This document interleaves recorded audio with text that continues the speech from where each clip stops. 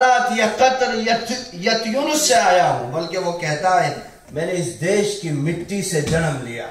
अगर कोई पंडित भी खड़े होते हैं वो भी ये कहते हैं कि हाँ मैंने भी इस देश की मिट्टी से जन्म लिया है। अगर कोई पादरी क्रिश्चियन समाज से आते हैं वो भी यही कहते हैं कि मैं यूरोप से नहीं आया हूं, मैंने भी इस देश की मिट्टी से जन्म लिया है।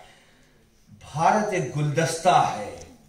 कोई भी बाग उस वक्त तक खूबसूरत नहीं होता जब तक कि सिर्फ उसमें एक तरह के फूल लगे हुए हों।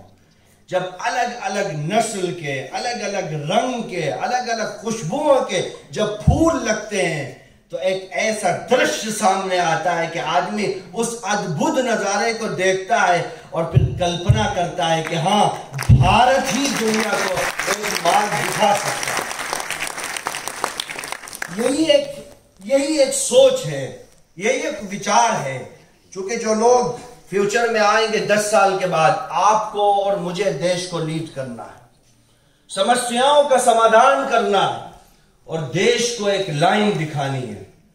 एक बात आपसे कहकर मैं आगे बढ़ता हूं। लीडर कौन होते हैं? महात्मा गांधी को पढ़िएगा, आप सरदार पटेल को पढ़िएगा, शेखुल इस्लाम मौलाना मदनी को पढ़िएगा, भगत सिंह को पढ़िएगा। आपको इनकी जिंदगी से एक बात वाज़ेह हो जाएगी कि लीडर कौन होते हैं।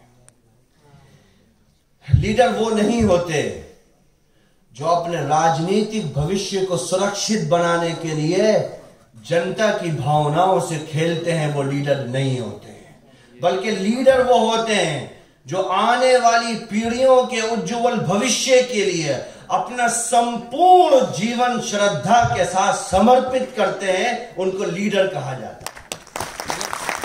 देश को जो आजादी मिली है वो इन्हीं लीडरों के नतीजे में मिली है।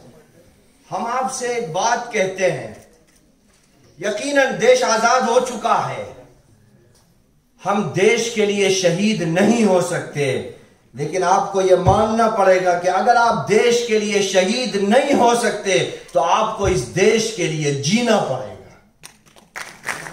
वो दौर चला गया, लेकिन हमारी और आपकी जिम्मेदारी है कि हमें इस देश के लिए जीना पड़ेगा। इस देश को हमें विश्व गुरु बनाना पड़ेगा। अगर दोबारा बलिदान की मांग हो तो हमें एक बार पुनः बलिदान देना पड़ेगा। लेकिन हम देश को, समाज को, अपनी संस्कृति को, अपनी सभ्यता पर समझौता किसी सूरत में नहीं कर सकते।